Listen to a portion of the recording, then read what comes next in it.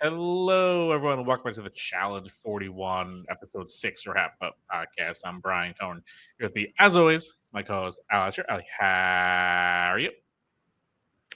Not to lodge personal complaints, but I am extremely busy at work right now and I'm gonna be up all night. But I would not have missed talking about this episode for the world. So we've got iced tea. We're ready to go. We're ready to talk about it. We got How some are things to you? talk about. I had a great week catching up on the entire history of the Waynes family. That really struck a nerve with the people in the Facebook group. I'm sorry, everyone. I'm sorry I was not aware of the lore. I will have to do more research into said history, but I'm excited for this episode. So, not for nothing, but the Facebook group also isn't as I don't know, experts of the Wayans family as I think they are, because I hid a secret Merlin Wayans in my latest post and nobody clocked it. So maybe you guys need to pay more attention to the family. I also did it like someone posted like a great like a liner that you had at the podcast that you snuck the little Wayne's reference in there. I didn't even catch it. That's how little I know about it. I don't even catch your funny one-liners when they're brought up. So shout out to them for clocking it. People don't realize, and the podcast Who Weekly has like a segment called Podcast Mouth where like celebrities just say crazy things on podcasts and get canceled. I'm not saying this is what you're experiencing, but I was experiencing it on my end and like having to explain extremely famous people and suddenly you don't remember anything.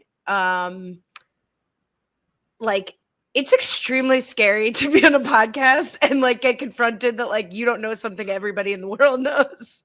It was like it kind of played out as much as I feared that, I'm going to look like a complete idiot. Everyone's going to make fun of me. And then it kind of played out that way. So now it's kind of freak. So now I can kind of not know about many other things. And I also didn't spend this week watching a single second of anything that the Waynes family did. I caught up on a current classic of The Summer I Turned Pretty. So that was my focus of the past week, because I wanted to know how Susanna would have felt. So at least now I can make those jokes to myself. So that's fun. Here's something insane that I wasn't going to bring this up, Mm-hmm. but you revealed in the Facebook group that you have seen at least one of the Scary movies. That's what the thing that was shocking. Like that, it was better to have seen nothing. So that's what's the weird thing is like I know of like certain things. I just didn't know there was like a whole universe. It would be like if I knew like, oh, there's like Iron Man and like Spider-Man, and like not knowing, I guess it's like fully part of like the Avengers or something. Like I didn't know there was a whole folklore about it, but now I do. So now it's great. Wait, sorry. You're saying you did know the man you called Marlon Wayne? No, like I knew Damon Wayans. I didn't know. All right, go. All right, let's get to the episode. There's actually, I don't want to be accused of not talking enough about the episode. Yeah, seriously. Like bloop. Because this was, a real at the end of the day comedy of errors, but it was intrigue. It was some excitement. It was. It was a heavy hitter elimination, and even going in, I was like, no matter who loses, I'm gonna be super bummed because I feel like we're losing like a pivotal key character, especially losing, spoiler alert, Lekka. Of like, I hope we see her again, but getting knocked out this early, maybe we don't. But I was bummed that either of them were gonna go, but it was like fun to see it all kind of play out the way it did. So there was like a lot of will they, won't they, and I'm glad they did for the entertainment portion of it. Okay, here's my special investigation that needs to be completed throughout the season, or maybe just through this episode of the podcast. So I think it will continue. Mm-hmm. Is Leo a strategic mastermind, the like second coming of the Young Bucks, like the actual, not that they're strategic masterminds, but like the actual hope of like the Newts uprising against the veterans? Or is Leo just like the loudest person saying the most like definitely not scared, but also like generic ideas? Like I think that's something like I'm still not sure where I land on like if Leo is like a great future challenger strategist or just the person willing to get up on the bus and be like, let's all work together. Yeah, I mean, I don't know if it's an either or because he's definitely the loudest. So like that is for a confirmed fact. He is definitely like the spokesman of whatever group, if there is one. He is like the face of it. He's making himself the face of it. He's making himself the loudest one of the bunch. It's hard to view him as like such a strategic mastermind like person when he's he's doing like a couple weeks ago we did that whole speech about like, oh, we can't have the rookies go against each other, and then he like voted for rookie. Now here he's doing like a whole speech about, I don't even know what the heck he was talking about at the nominations, but he's getting things done, I guess. Like he got the point he wanted to get Olivia and Anissa in, and then get Olivia into the elimination. I mean, I think it's fun to have someone be that new voice, like the new Corey, basically. Like that's what Corey was when he first brought on as part of the Young Bucks. He was like the loudest one of like, I want to go against Bananas. I want to like have this new generation kind of spur its own thing. So it's fun to have someone new doing that. Hopefully he just is able to do it more successfully, but he's definitely putting himself as a huge target, kind of similarly to how Corey did. Yeah. I also like don't know how to read the edit of Leo in this episode, right? Because I think a lot of the edit has to reflect that like ultimately the new threats make a quote unquote big move. I mean, they make a big move, they make a big play against the veterans to only send home one of the strongest new threat women. Who is pretty loyally working with the new threats. So a little bit like Leo gets the dodo edit, but I think that might be more due to the result that happens than like the fact that he's a dodo, that he's dodo. But even on the bus, so like Leo makes a speech on the bus on the way home from the challenge. I don't know how, if this was a production thing or a choice that like all of the new threats are on one bus and all the veterans on the other. It's very it's got to be a production thing. It has to be. So, which is great and good for Leo for like taking advantage of their like alone time.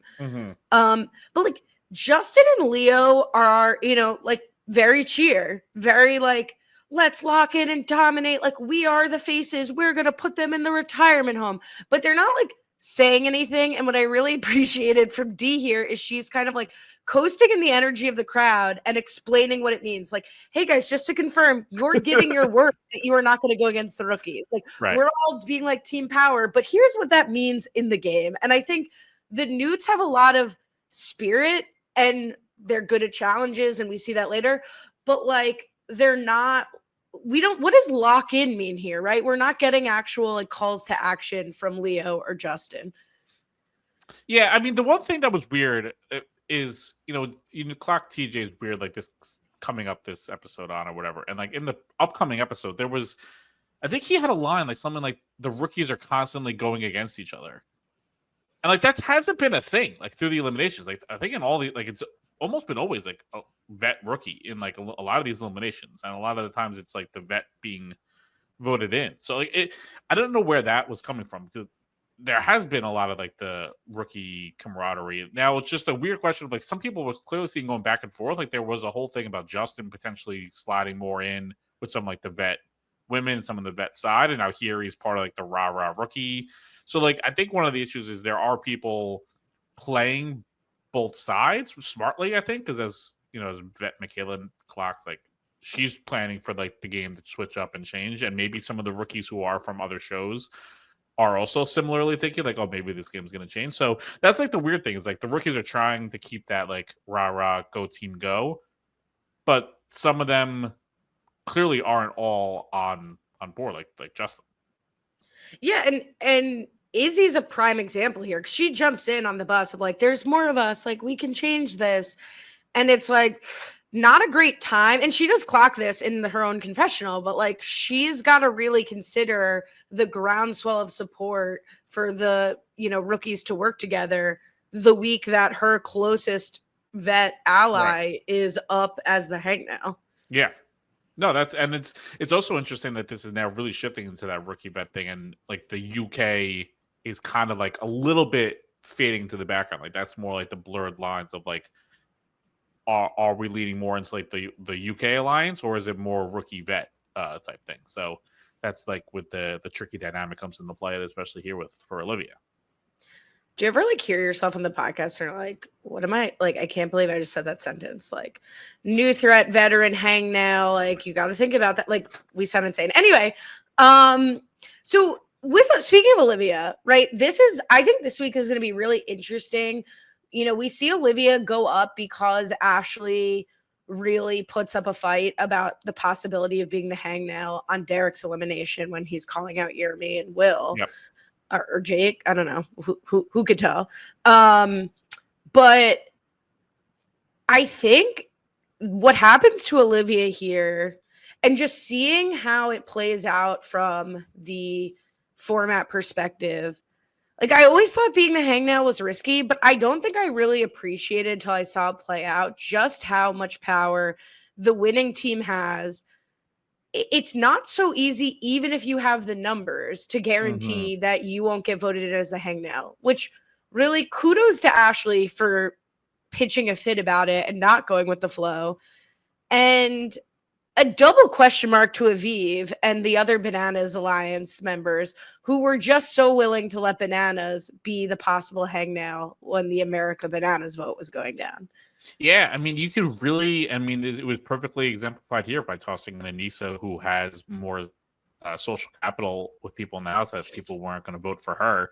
But it's almost like, you know, it's basically like in Big Brother, where it's like if you're tossed on the block before like the HOH is even figured out, and then they can just like put someone else next to you who guaranteed safety just to get you out. And it's like they don't even need to do the blood on their hands of putting you on the block to begin with. It's like the house already did it. They can just put someone up who's super well liked, and they're just going to stay. So the second week, like the B week, is like such like the winning that week is so big. Obviously, like the A week matters more, like if it's your gender's elimination to win, just to keep you safe. But like the power and balance of winning the B week compared to the A week is like crazy different. And it's kind of wild that like they set it up like this. And even if it's not just controlling, you know, going up against somebody who's less likely to get voted in, I genuinely think for Leo and Sydney, who end up being in power, 6 of 1 if Anissa goes in or if Olivia goes in. Like, I'm sure they knew Olivia was going to go in, but who cares? Like, if the counter alliances, you know, the two factions are big enough, I don't care if it's you. I don't care if it's your closest ally, whatever. So it just really is, as you said, just like a huge, huge power. I'm not loving that part of it. Like, this was a great week. So I'm gonna have a lot of complaints about the moves that Leo and the Newts made and the format. But from a television entertainment perspective, if I'm just a viewer and I don't have to come on here and do a podcast, or sorry, if I don't get to come on here and do a podcast, I'm loving this episode. Like, so please, to the audience, don't take my criticisms for like, I didn't enjoy this from an entertainment perspective, because I absolutely did. Yeah, and this is also a good episode because it was they kind of set some things up all through. So obviously, the Olivia thing has been building now for a couple of weeks, and then even like the Anissa part of it, of her flip flopping and like Ashley and like that crew like worried about Anissa, but like Anissa building inroads with other people, like that's kind of been building now for a few episodes. So it was nice to see that kind of get some good payoff here with like this vote, where it was like clearly, yeah, Anissa has been doing good legwork with some other people, other groups, and that paid off here by allowing her to survive the vote against Olivia, who also had a lot of people like trying to support her, but Anissa had at least a couple more. One other thing that we've been talking that I really think comes across this week, or is puzzling to me this week, I meant to say when you raised the point about TJ saying the new threats have had trouble working together. Once again, not knowing how the final is going to be run, I think, is a hindrance to the strategy of the episode. But just again, using like, okay, it's most likely going to be the case that you're going to run at least some portion of it with a co-ed pair, your stripe or otherwise. Though I'm still hoping for a big one-on-one final, team-on-team final. Anyway, it's almost like the likely final pairings should make it so that it's not just veterans and new threats wanting to work together, that like you need strong allies or strong people of your other of the opposite gender still around. Yep. So that would disincentivize the new threats from working together. Here, I think the question is like, why does Leo do so much work to eliminate a very strong woman from the house? It doesn't really make sense. Like if I found out that they knew they were going to be running new threats versus vets as teams, then I think my perspective of this move from Leo changes. If I'm assuming, like I think he should assume, that you're going to need to run with strong women in the final, vet or otherwise, then I think this is a colossal waste of his weakened power. Yeah, like if this was a scenario where, like, this is great for the other rookie women that would be battling Lekka, theoretically. It's like, oh, they can't take the shot at Lekka because it's like, you know, they're the traitor. They're going against their own crew. They can't do it. But it's hard to beat Lekka in the final, potentially. So, like, this is great for them. Yeah, but for Leo, like, he almost should have been like, oh, maybe we should just get out Izzy, who's maybe not the strongest person. I don't really necessarily want to run a final with her. She's also kind of basically with the vets anyway, so maybe let's just do her. So, yeah, I think that's where it's like going back to the original thing. I was like, is Leo the strategic mastermind? I don't think so. I think he was more just thinking like, we're the rookies. We can only go against the vets. Like, let's rah, which is fun television. But I think, you know, taking a step back and thinking next level, he should have been like, actually, Izzy's probably the best move for me to take out here. And, you know, let's have Lekka do it. Right. And in the Izzy front, just like anyone where, you know, we don't see this conversation from Sydney or Leo or anyone of like, we'd love to put vets in, but we're not putting Anissa and Olivia against each other in elimination. We're putting one of them against Lekka, who's our strong ally and probably the strongest physical vet woman, Newt woman.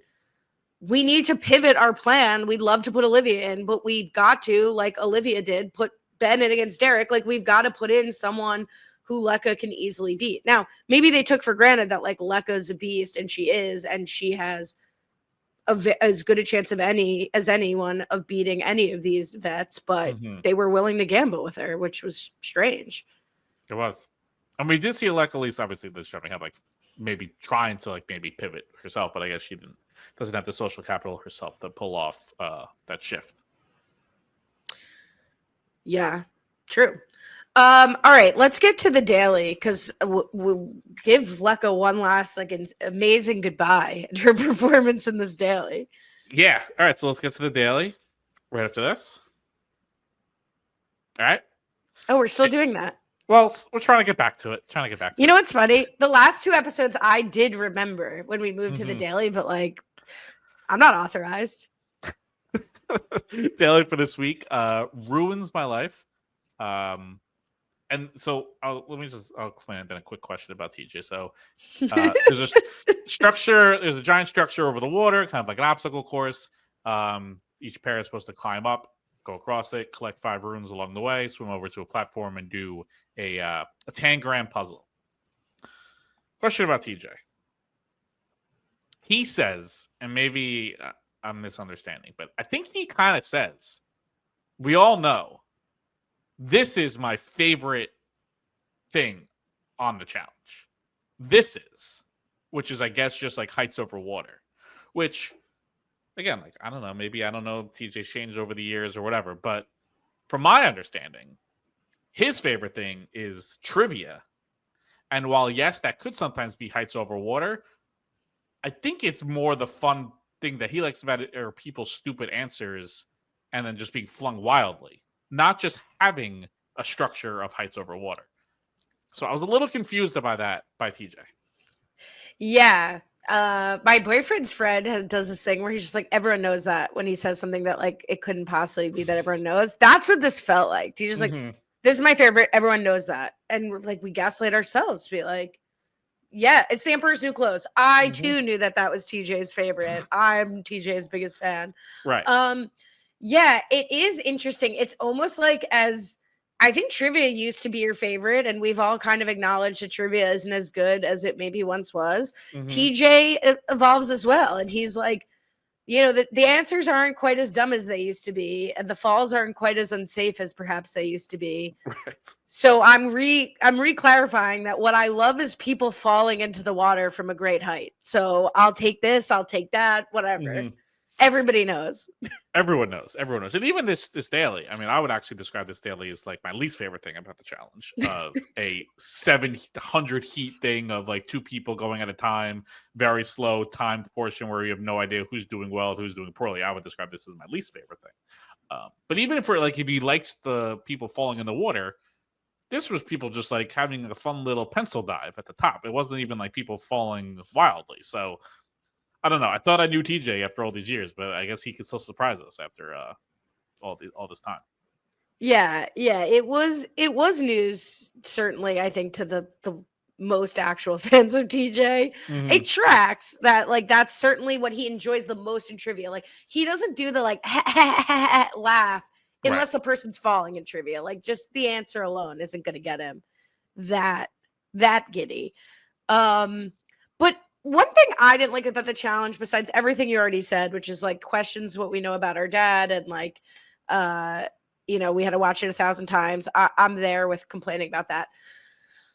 An additional grievance is almost like in any theme of the challenge, we're gonna get it hit over our head when it's like vendettas, like how many times they say vendettas, like whatever. Yep. I am like kind of out on the edit they're giving the vets. Now, it's not like we'll get to CT. CT is a different story. Like that edit deserved. Right. But like we're constantly hearing confessionals from Leroy, Derek, like I'm old, I'm gassed out, I'm hoping these new threats can help me. Oh, I'm seeing these new threats. Wow, like Leroy's toast at the bar. We're not going to get cast anymore with the way you guys are performing. Like some of it fine, like cute, pass the baton. But like, unless something drastic is changing next season, we're still going to have to see 70% of the old school vets, season to season until they really like, these newts haven't become Tori yet. Like these newts haven't become Devin. Like, so there's still a few seasons of transition, and a lot of these veterans will continue staying around. And that's okay. That's part of the beauty of the show. And I don't need the show to keep telling me these vets are old and washed. Like they're still able to be impressive in certain aspects, particularly the women. And like, I don't want to be beat over the head with how washed and old the vets are. Yeah, they're kind of boxing themselves into a corner. I kind of agree. Because on one hand, it's like, I don't know. Yeah, they're kind of beating, like they're definitely beating us over the head with it about the vets being washed. But on the other hand, it's like the rookies are usually winning these things. Like we had like a rookie pair win last time. We had a rookie pair win this time. Like Jeremy was like one of the top rookies like from the jump. So a lot of the other vets are struggling. Like we had like Leroy a couple weeks ago. He didn't want to climb up the thing. Obviously CT here. So I don't think it's like a false narrative that it's seemingly like the young crew are doing very well. But it's a difficult thing to push because, like you said, like challenge 42. We have this whole cast. It's like, oh, the best and the brightest and strongest are back, and it's like, well, you kind of just trashed all these people all season. So it's a tricky thing. Like, I think they're kind of telling the story of the way it's playing out, which is like this young crew definitely seems to be like the biggest, fastest, strongest, smartest young crop that they put on in a season in a while. But then it's also like, then I don't know how you transition back to 42 when it's like back to the same old people. Yeah, why not the narrative of like these new threats are putting a dent in the best and brightest we have? Like they're amazing and they're even more amazing, Like it just, I feel like you're right. It is the story and it is true. And like some of these people are in their 40s and some of these people are in their 20s, and it's going to be harder for Bananas in his 40s to keep dominating. And it's part of the testament of how well he even performed up until he got sent home, that he was able to keep up with just the younger guys in physical competition. But I'd rather it be billed to me as like Leroy's amazing and look at Leo beat him, then like Leroy tell us a confessional, like, I'm old, this sucks. Yeah. No, that's what makes this season So interesting, especially if then pivots to like vets are just like going to win the season. Like that would be kind of weird. Like they're doing this whole narrative like here come all the newts, and then it's like the vets just like smoke them in a final or something. So like that would be an odd transition. But for right now, they're kind of just telling the story of the way it is. Like these rookies are very impressive.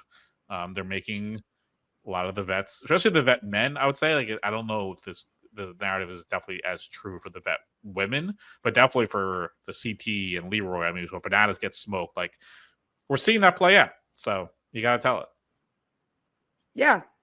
I mean, at this point, including Lekka, 4 newts have gone home to 2 vets, not including Kara, who was just eliminated, and really not including Naya, but I'll include her because she did go home due to probably being old, no, injury.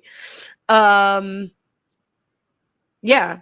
But otherwise, like we have to talk about Lekka and CT, which was really my only takeaway from this entire repetitive challenge.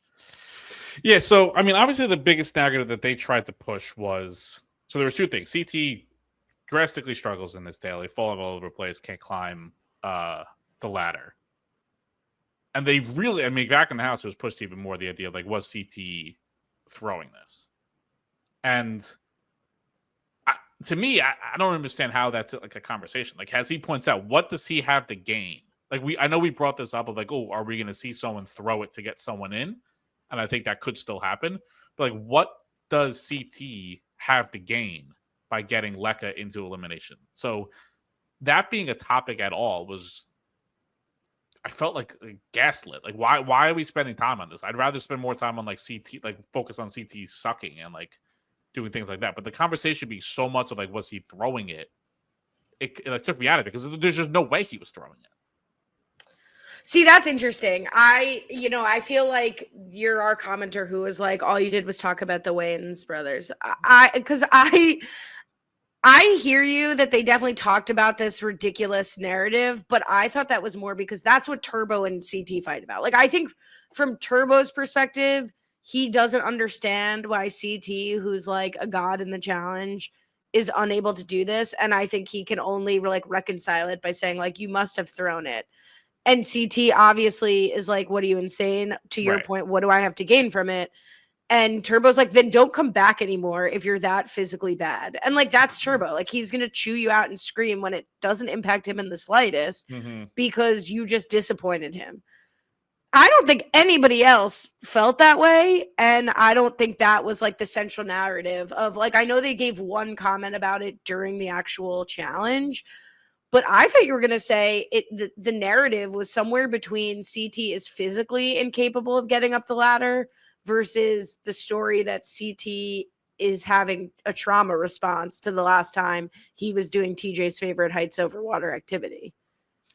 Yeah, I mean, for that one, it's hard to judge. Like, I can't jump into CT's head and know if he's actually like having a PTSD of like climbing and falling. Like, obviously he hurt himself. He was, carted off. I think he was able to return and everything, so it wasn't like anything serious. But I'm sure doing that hurts. I think it's more like what he says. Like, he's coming in, he's a bigger guy, and if you're more like CT's always been a big guy, but if you're more fat than muscle, then it's like the proportions I would assume would not balance out, that you can't just like lift yourself and climb up the ladder. And I think he probably eventually then got into his own head. Like, he kept saying like, I can't do this. This is impossible. And then he's kind of your, a self-fulfilling prophecy at that point. So I think it was just, again, I can't jump into his head if he was like a mental thing, but it seemed more physical, honestly.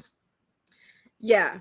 And like, who knows, right? We've seen people like at the top of like, who are afraid of heights, be at the top of a height situation and just physically be unable to move. Right. So I don't know, but it didn't. I mean, I guess CT was really saying both. So I'm sure, it goes hand in hand. Yeah. He was saying both, but I think like while it was happening, I think it was more the physical thing. Like, I think that's where I almost take that more. Like, he was saying kind of both, like in confessionals, where maybe it was more like production fed a little bit. Like, I think in the moment while he was falling, he's like, yeah, I'm like 300 pounds now. I can't, like, I'm physically, like, I don't know if he would like openly yell out like, oh, I'm having like a mental like freak out. But I think while it was happening, he was definitely leaning more in the physical route. So I kind of lean more that way too. Yeah, and it is interesting that you bring up the production point, because production was doing the most to help CT, or help remind us that CT is now like the textbook example of someone having a bad fall into the water replacing Siobhan. Like Right. I, Which is kind of, they funny. they gave like 1,000 montages of it and everything, which felt like a lot of evidence from production being like, look at this could explain this. Right. I think the real story should be that Lekka absolutely dominates this entire challenge on her own. Mm-hmm. I am like, she beat Anissa and Gabe. So I just don't understand. I will talk about the result, but We can talk two about it things now, that because the result doesn't make any sense. Like, I don't get it. Like, if the way that, like, I think so, like, Izzy was like the only person, I think the only pair not to get all 5 runes, right? Like, everyone Mhm. else, they maybe took them a while to do the puzzle, but they were the only one not to do it. So if CT not doing the puzzle like circumvented that, I feel like don't you like blow them? Circumcited? Is that a word? Like, Wayne? it's not Superseded? superseded. There it is. So Circumcited. That's like a we had superseded. a bris.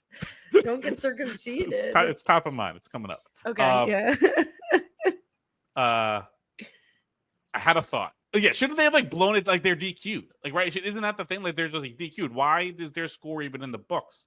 Like if CT can't get up and they are timed out or something, you blow them dead. Like, they're timed out. They're DQ'd. So I don't know why they like had to play out like this. I guess there's a world where someone could have literally refused to touch the ladder and had done worse than CT. I think this is the biggest production miss in recent history. There's another one that I was going to talk about, but I will get back to it because I'm almost more furious at that. But talking about this episode, so I'm going to talk about Naya. Spoiler. But getting back to this, it is indefensible to say, I don't even care if they said it ahead of time, which is like, both players have to touch the center, whatever he called it, the centerpiece. And then they'll start counting from runes, so that they'll like measure up the ladder by just like getting to the middle. Then it will be, how many runes did you get? Then it will be, did you complete the puzzle? And then it'll be, how long did it take you to complete the puzzle? Right. What an absolute miss. Like, it went to not factor in that one person could do the whole challenge.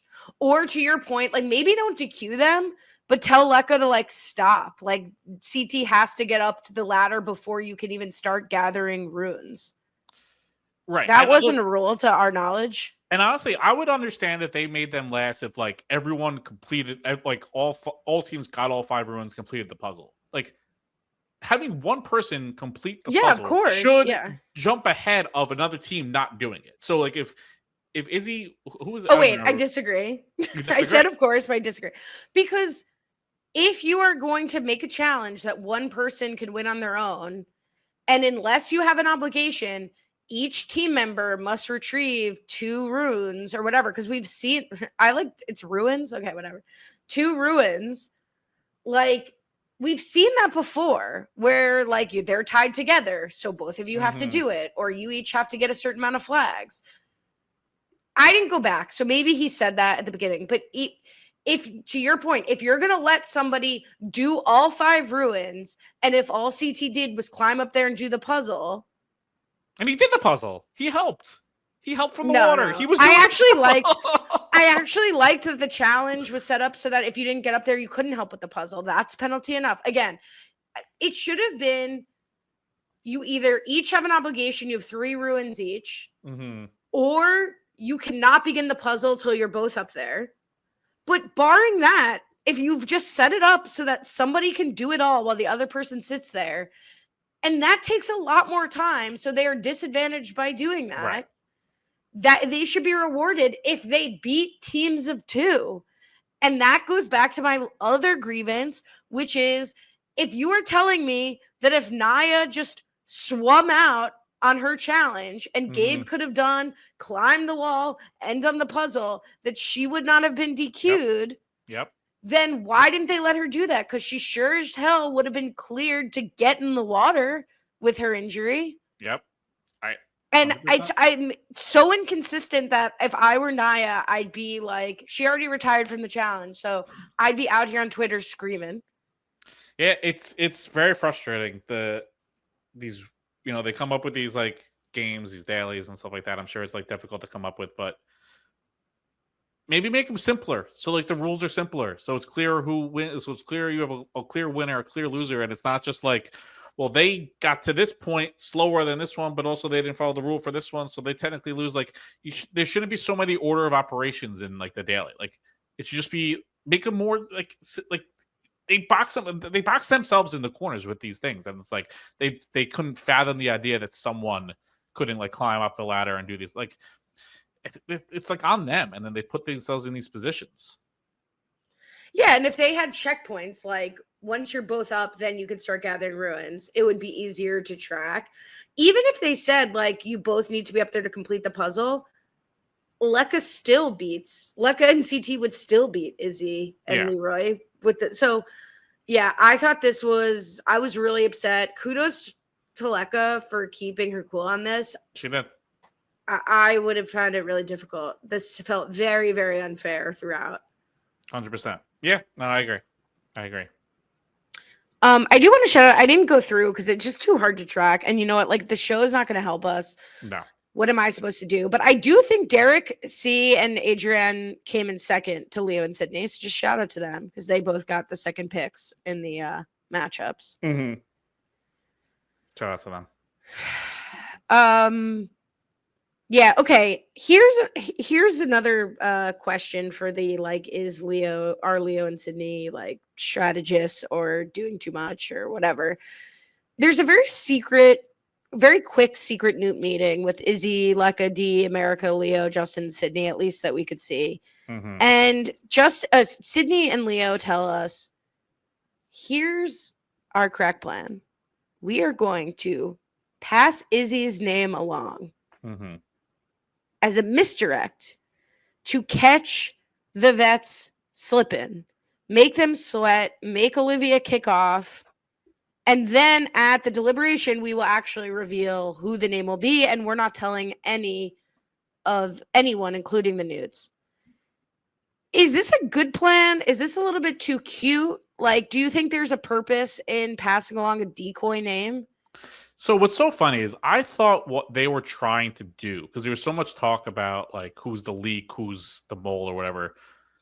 I thought they were trying to flush out who gonna leak something to the vets. Like, oh, let's like give out a name and let's see, how the vets hear about it. I thought they were trying to suss out like who's not really with us and what they were trying to do. But they were just like, yeah, we're just gonna like openly talk about Izzy being the target for like not voters. So I definitely think it's too cute because I don't know what they're trying to gain. And I also think it's way too cute to build trust within this crew, especially if they want to try to build trust with Izzy, even if they don't. But even like some of the other rookies, like you only have so many instances in these types of shows to like prove loyalty and prove trust. And for Sydney and Leo, they have a shot here. Like, let's get us all together. Like, even have an open discussion about which vet you want to target. Talk out the pros and cons. Like, get everyone involved and like really build camaraderie.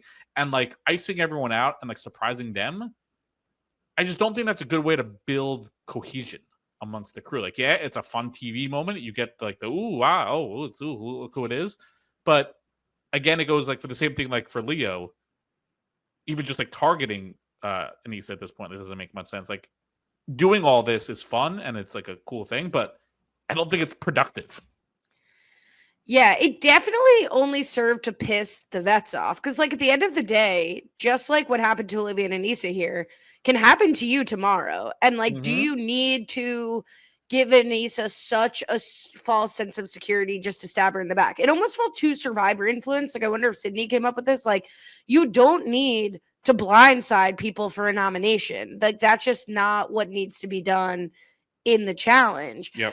I at first thought they were like, well, because we have to vote as partners, if we catch our veteran partners off guard, maybe we have like, if I'm more prepared to make a case to vote Anissa and you're not, like maybe I can like take advantage of you and like the Yep. Leroy Izzy situation, which of course didn't happen, which can't that's one of the episode.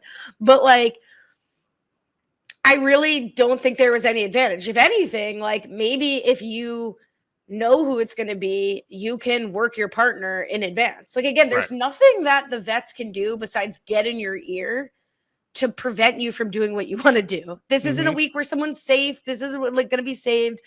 It just I didn't see the benefit of it. And I also just think it's weird that they like didn't, get Lekka's opinion on it. Like she's going in, like who does she want to go against? It's like again, like building that camaraderie, like it's just weird. And then like you have her be like, actually, like screw it, I want to go against Izzy. Like this, I'd rather do that. And I think if they had actually talked that out, they would have realized actually, you know what, Izzy probably is like the better move for us to like toss in. So again, it's like it was a much more of a fluff mood than like real substance. And I'm not even sure Izzy's the right move to toss in, if only because like I almost think Olivia offering up Ashley was a great proposal from Olivia because it at least gives the Newts putting up someone who's a vet, putting up someone Lekka has a good chance to beat. Like Lekka has a good chance to beat almost anyone. Yep. And like I think putting up Izzy, while Izzy is likely working with the vets, she's only working with Theo and Olivia. So you still have her with the majority with you against the majority of the vets. Unclear what would happen if like she had to vote for Anissa, what Olivia would say, but like she's not so ingrained with the vets. Like the people who are so ingrained with the vets are the vets. So I thought Ashley was a great proposal from Olivia, and I wish Leo was more willing to hear her out.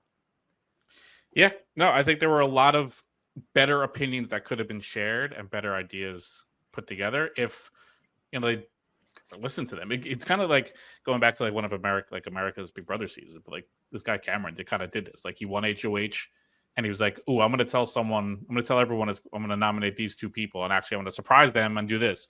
If he actually just like spoke to people and got the actual information, he could have made better nominations and said he was an idiot. So like you may think you know what the best thing to do is, but like hear all these different people out, even hear some of the vets out, like get them to like start pitching to you and turning on each other even before the vote. Like there's so many other ways they could do this, and they just like decided to do the surpriser out, which again, it's fun TV, but it's going to come back and bite them. Now, from Sydney's perspective, I don't hate the move as much, with the exception of the fact that Lekka and Sydney are in the same sort of smaller Newt alliance of the Tarzan and the Janes. Is like, if Lekka beats Olivia, which it was maybe even a weighted coin flip towards Lekka, Right. like it was certainly she had a good chance to beat Olivia in any given elimination. If you get rid of Olivia, or you get rid of Lekka, to what we were discussing before, kind of a win-win. So like maybe all of this decision was like putting in Anissa, knowing that Anissa wasn't going to get the votes, wanting to target Olivia, and they just happened to miss. It's not like the worst move again from the women's side of the Newts. I just don't understand what's in it for Leo. And Sydney did an excellent job of either just letting Leo sink his own ship and become the face of this move, or pushing Leo to become the face of this move. Like we didn't really get to see their internal conversation so much. Yeah, I mean, what's in it for Leo is like he wants to be the face of this, right? Like I think that's what he wants to do. Whether he's making the right moves or not, he wants to be known as the Newt leader and like riding in on the horse, leading them to battle. So like that's clearly what he wants, and that's what he's doing. We talked about the fight between Turbo and CT. We did not see a resolution. We really saw Nany kind of get in between them and tell CT, once CT like wanted to apologize or just talk to him like friends and acknowledge the disappointment, Nany was like, that's not how Turbo operates. And we got to hear more about Turbo and Nany's relationship. Unlike the Will and D thing that had a button on it, a little weird that the CT and Turbo thing, we never saw them like hug it out. Do you think this will continue at all into next episode? I mean, I would think so, but there's a lot of things that I thought would continue that kind of haven't. I would think there's got to be some sort of like them coming together, even like jokingly of like hugging it out or doing something. I don't know, but like I would think there's got to be some extra level to just like repair them a little bit. This is where it would be interesting if like Bananas was here because he's like has that like long standing relationship obviously with CT. He's built a new bond with Turbo. I would be interested to see how this dynamic would have played out if Bananas was still in the house.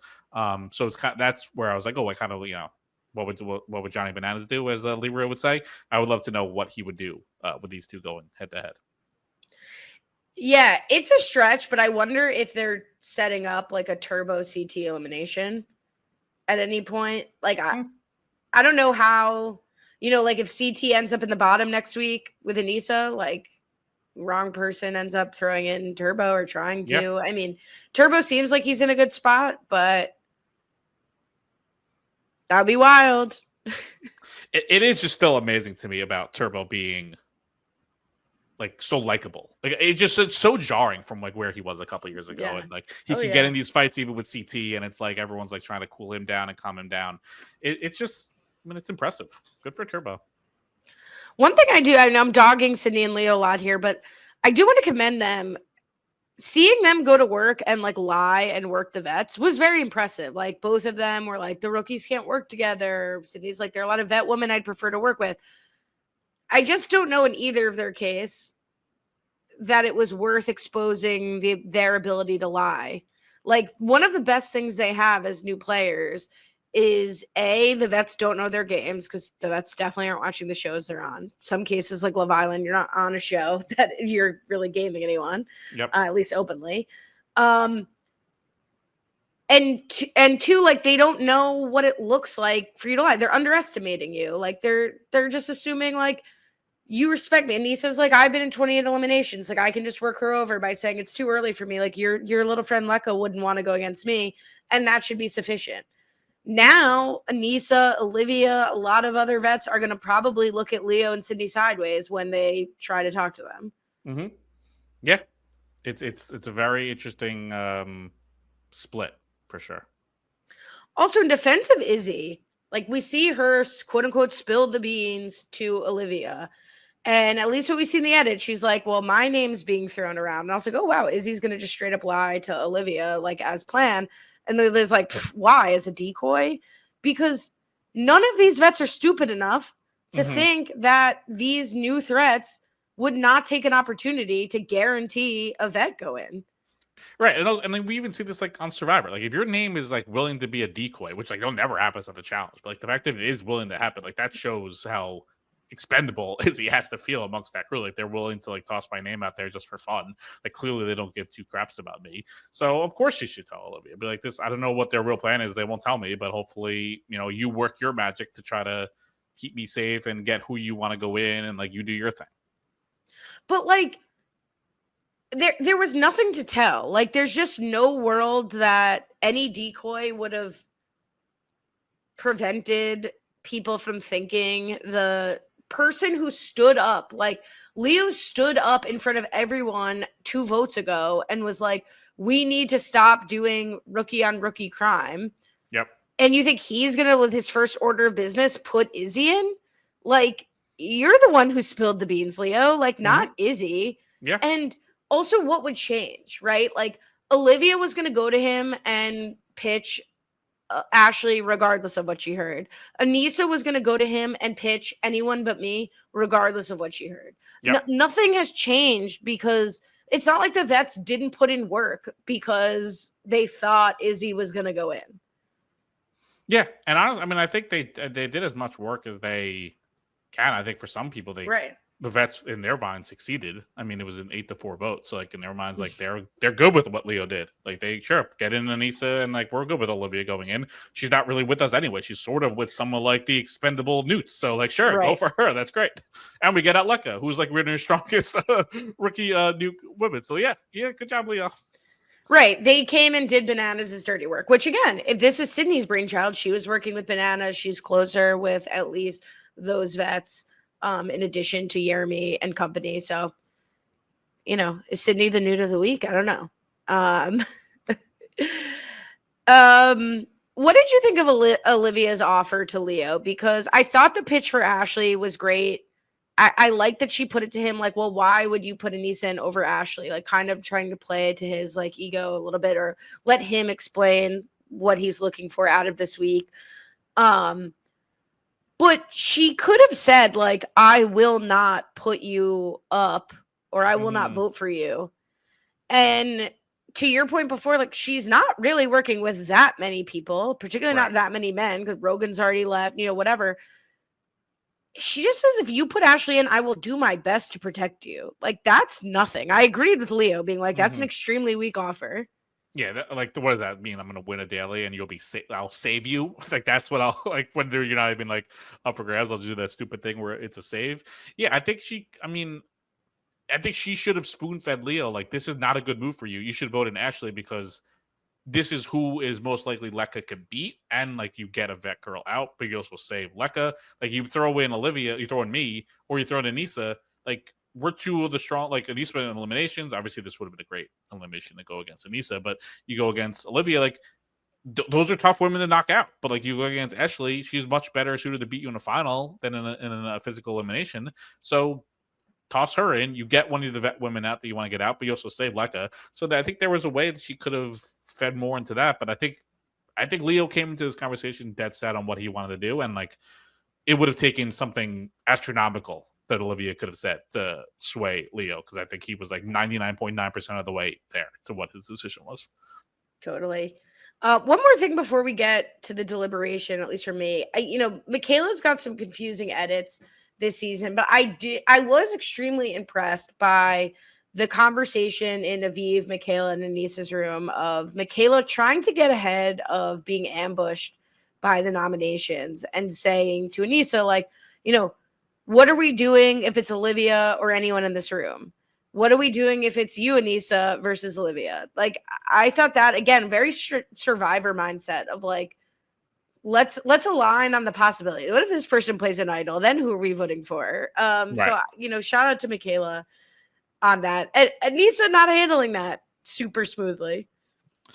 No, but it's weird. Like, it's funny because I don't think Anissa's like handled a lot of things like smoothly. I think a lot of it's been very transparent with what she's doing, but it's like worked. So like, I don't know if she's like, it's because she's dealing with people like some of these other ladies, like Newts, are not necessarily coming from direct competition shows where some of these like super transparent things maybe aren't as clear. Or I mean, I'm sure it's the case. Anissa's probably just a very likable person, and she's like working her charm, and she's just like being friendly and like doing all that, and it's just like getting people on her side, because it seems like so transparent, like they tossing out burn votes and like not specifically going after people and doing all these different things that would seemingly be so easy to like read through, but it's doing the work that she needs to do, because this was like a very crucial vote. Like, Anissa goes home tonight if she doesn't like work her magic. Like, this is like worst case scenario elimination for her, so she probably goes home here. So the fact that she like is able to survive this vote was very, very important.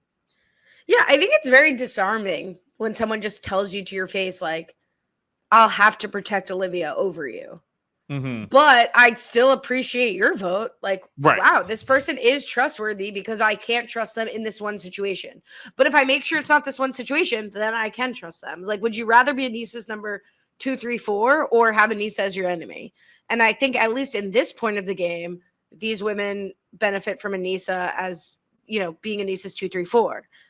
As it goes down the line, I'm curious how this will work out for Anissa, but as she's usually able to kind of last long enough where she either A, doesn't become a threat for the final, or B, she's got 5 allies and 5 people go to the end, So like you can have a couple number 1s, 2s, and 3s in the challenge. 100%. Especially like you don't necessarily like there's only every other week are there even like actual decisions to make. Like if you win a daily on the A week, you're not even making a decision. So like, you can have a lot of buddies and like only half the time you making a decision. And in all, if most of your friends are women, you might win it's a men's day, and but like you have to piss anyone off those weeks anyway. So like if you're mostly you're having a lot of 2s, 3s, or 4s that are like you're like a certain gender, like you only have to make a decision like once every 4 weeks, like potentially if you win that daily. So you can definitely build up some relationships like that. Totally. For the deliberation, I thought CT cooking looking really unbothered. was not a great look. Like, hopefully he was cooking up like something for Lekka, but that was like Yeah. a pretty weird look for him. Yeah, I don't know. What should he do? Like sitting in the corner drinking away his sorrows? I don't know. He's got to cook. He's got to eat. Maybe it's grilled chicken. He was trying to get himself into CT final form. All right. I mean, you're nicer than me.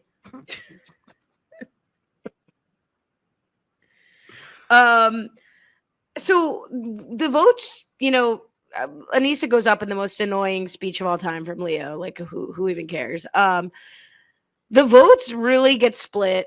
Yeah.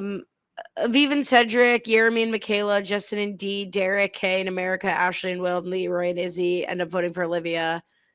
Derek, Kay and Adrienne, Turbo and Tay, Jake, John A, Theo and Nani vote for Anissa. Sorry, I said Derek K. I mean Derek C. There voting for Anissa. Most exciting, interesting part of this deliberation is really what happens between Leroy and Izzy. Yeah, and it's kind of set up from even like the week before. Like now, like as Derek kind of notes, like, oh, he's like, oh, now at least we know what happens at a tie. So like they have that to fall back on, which I kind of thought was gonna ruin the moment because I thought like Leroy and Izzy were gonna be like, well, we could just take the decision out of our hands and just force a tie and make it a coin flip. And then it's like, oh, whatever, it's a coin flip, but we couldn't decide. So I thought that's almost where I was going to go. I was very excited to see Leroy.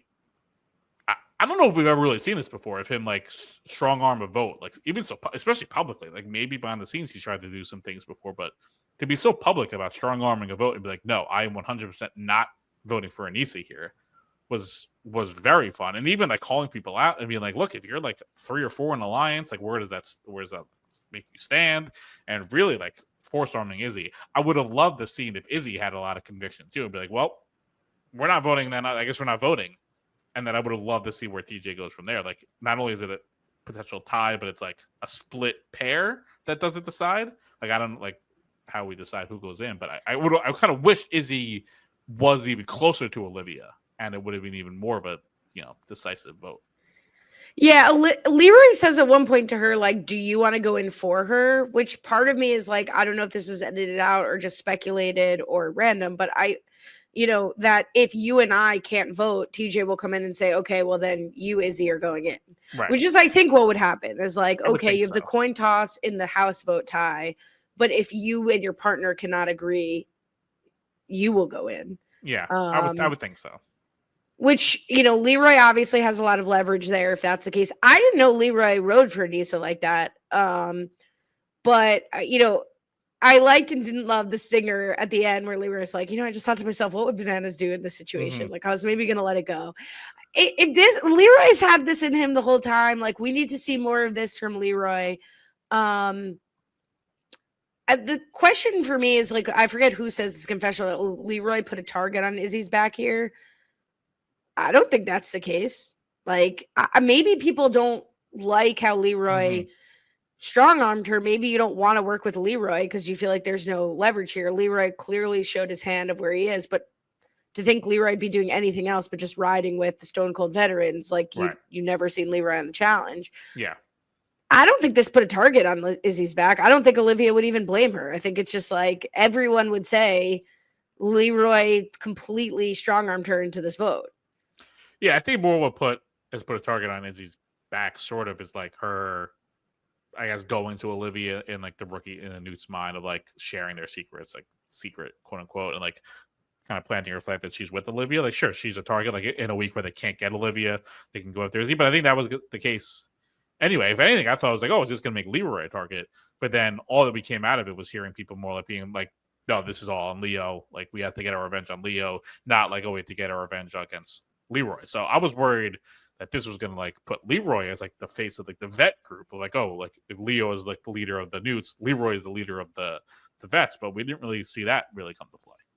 And like he is in the sense, not necessarily that he's like the leader, but like to me, like there's no room with swaying Leroy from like some of these people. So no, he's loyal. That's like his biggest thing. Like, I mean, I don't. It's not even like him and Anissa are that close. But he's like, I've been doing seasons with Anissa for a decade plus. I'm not gonna throw her in over Olivia, especially when that doesn't really necessarily suit his game at all. It is just still funny though, just to see like Leroy and Nani. Like again, like I don't like. It's so hard to track where they stand because like here they are at a crucial vote. Leroy's like flag planting where he's going to vote, and Nani's on the opposite side. So it's like these two, like I know like they're not like they're never going to really go against each other, but like they do so many seasons together. They both want to win so badly.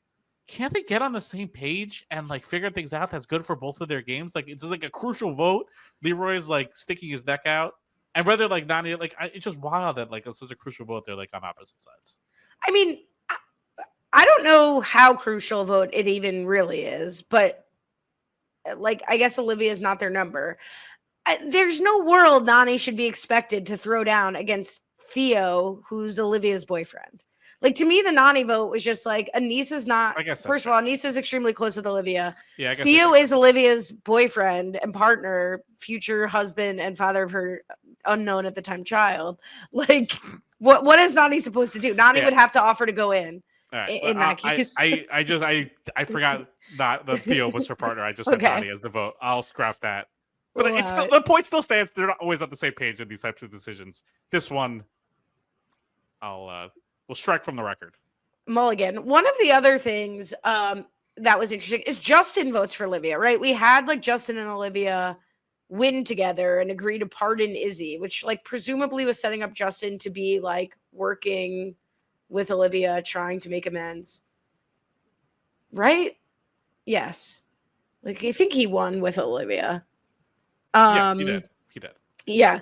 So like, you know, I think good on Justin for flopping on this, assuming like he was again for Justin. I don't know why you'd want to get rid of a vet woman you have a decent relationship with, who has a decent relationship and loyalty with other newts, but I respect the strength of not being wooed by the vet and just being like, well, I'm rogue. I'm going to do whatever, even if it doesn't make the most sense for my game. Yep. All right. I think that's it for the delib. Before the elimination, sure. I think this is now like, this is almost the new Mitch watch for me is Olivia and Theo kind of together, because we get a very funny line again. Kind of a quick throwaway, but like it's now my new favorite thing. Like it's a weekly recurring segment of Olivia trashing Theo. Of Theo trying to like build up like Olivia, trying to give her confidence, and be like, just in case, like I'm here to take this house by storm. But he also says, like, can I win a final right now? Probably not. And Olivia's like, yeah, you're right, probably can. It's my new favorite thing of Olivia just like completely confirming that Theo does not have that dog in him anymore. And it's my new favorite segment of each week. Slay. I look forward to further updates. Yeah, that's great. It's great. They keep it real. They do. It's very funny. In stark contrast to the, repetitive, I guess it was repetitive, but in stark contrast to sort of like the confusing to follow, multiple stage, confusing to know who's in the lead, whatever, daily. Yep. Very simple, easy to follow. Who wants it more? Elimination in the arena. Yep. Called Out of Time. Very straightforward, as you said. Each person has to run back and forth, climbing over a ramp with like spinny wheels to make it hard to go up. But you climb over, hit a button, go back, hit a button. Do it as many times as you can for 5 minutes. Whoever does it the most wins. Very clean, very easy. There's no order of operations about how to win this one. Very good. I mean, I think I remember them doing something similar. I think in like 39. I remember like Emmanuel doing this, like a very similar thing, but going back and forth over like a long thing. So that's something that I've never really done before, but a very good elimination. Yeah, I really liked it. I can't explain how hard I was rooting for Lekka. I just love Lekka. I think she was my winner pick. At the time, I thought it was going to be constant pairs, so I didn't watch the trailer. So I was like, Derek K and Lekka, the ones to watch. Yep. But I stand by Lekka as a possible winner pick. I think she flopped the worst deal, whatever. She got really unlucky in this daily, in this elimination. Kudos to Olivia, and I'm happy she won for just like the future of this season. I think she's the more interesting returner for the dynamics in the house. But Lekka is number one so far on my list of eliminated newts that I want to see come back. Yeah, number one with a bullet, and I think it's going to be a lot Like she might have been like number one amongst all the newts altogether. So like I don't even know like how the rest of the season is going to play out. Who might even overtake her? I think she's great. Real like it's tough. I wanted her to stay, but I also feel like Olivia is such like a linchpin character this season. I think losing her at this point would have also been a real bummer. So, like, I personally was just hoping Anissa was going to be voted in and could have just went home. I think that would have been better. But I was super bummed to lose Lekka. I would have been like super bummed to lose Olivia. Just two great competitors.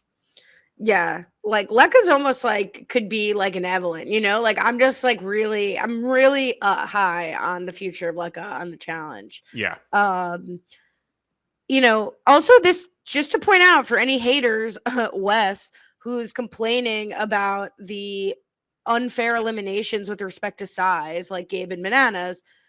Here's an elimination that perhaps would have benefited Bananas or would definitely benefit a slim, a light like endurance competitor versus just mass and size and strength. So that's the way the cookie crumbles. I also was surprised. Like I think they both did pretty well, seemingly, but I thought the totals were low. Yeah. Like it was 10-8, right? And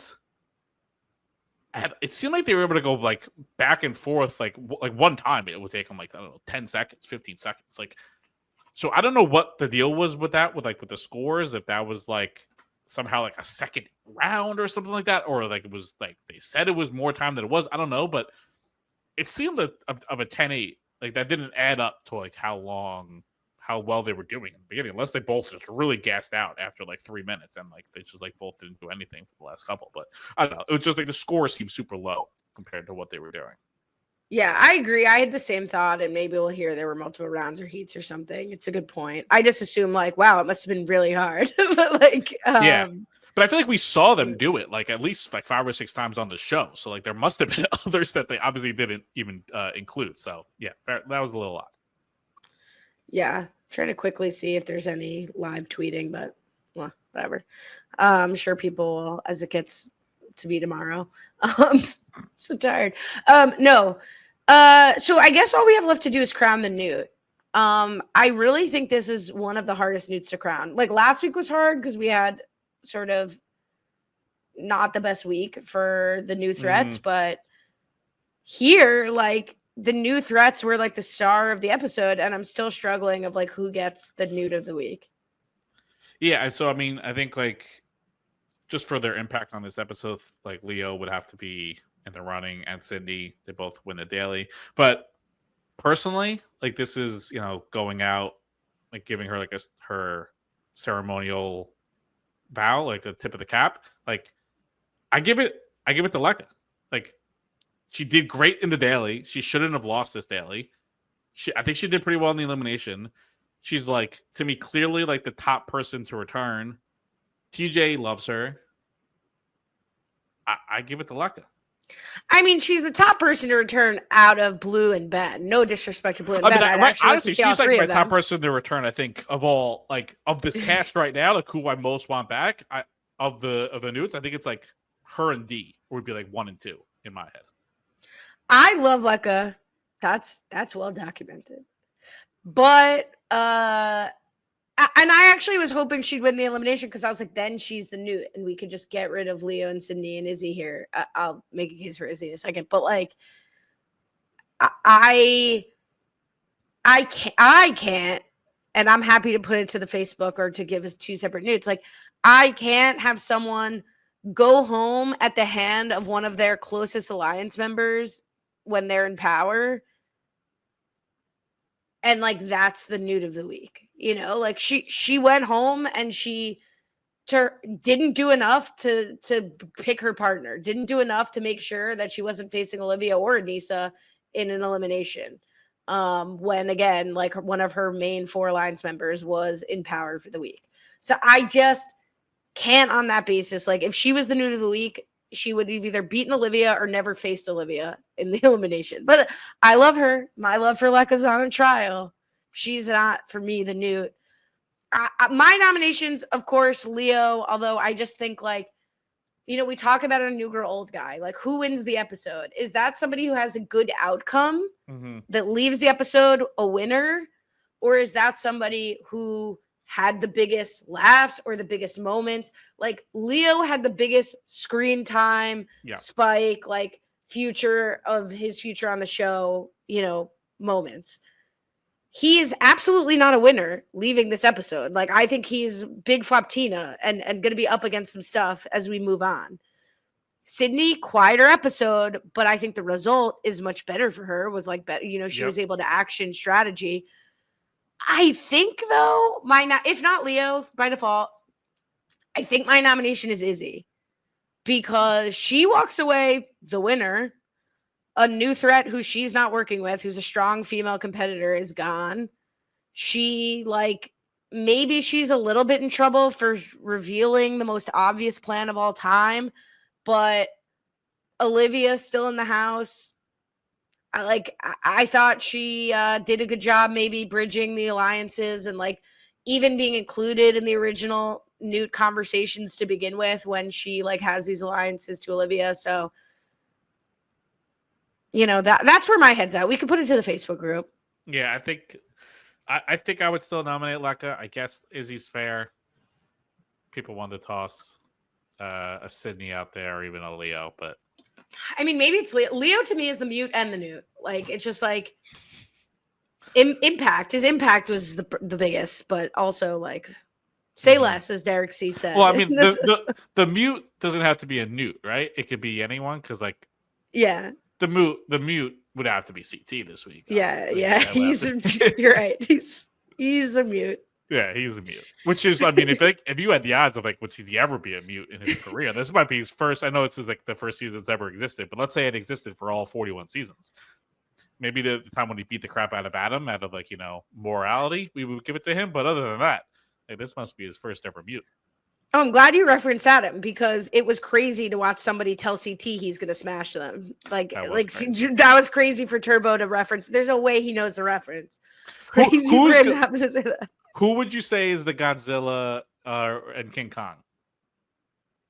Well, I think CT has to be the King Kong. Yeah, I think that's right.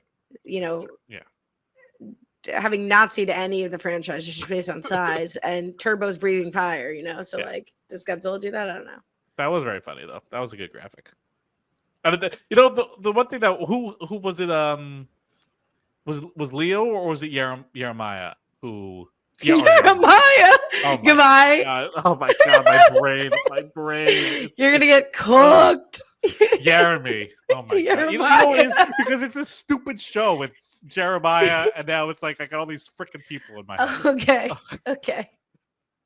Jeremy. Was it Jeremy that gathered all the people to be let's go watch the CT versus Turbo fight, or whoever? It might have been Leo, I don't know, but whoever did that was very funny as well. So shout out to them. think it was Conrad. No, I yeah. And we didn't talk about the meme. Excellent meme of when you're paired with a champion, but he decides it's a pool day. Yeah. That was good. Funny. That was good. That's it. We got Olivia the winner. Good job for her. You can subscribe. RobBsWebsite.com/challenge feed. Follow me on Twitter, CohenBryan_. Follow you.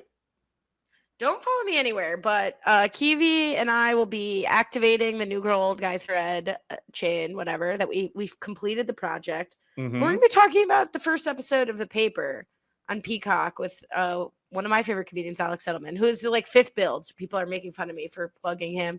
And it got renewed today, the day before it premieres. So that's a good sign. Interesting. That'd be a good sign, I guess. The new girl old guy coverage probably won't be renewed, but what do you have? Are you renaming the podcast? Is it going under the same podcast feed, or is there a new feed? Yeah, I don't want to rename it, but news girl old guy is right there. That's fair. Yeah, I like it. All right, check that out. We'll be back next week for episode 7. Till then, have a good one.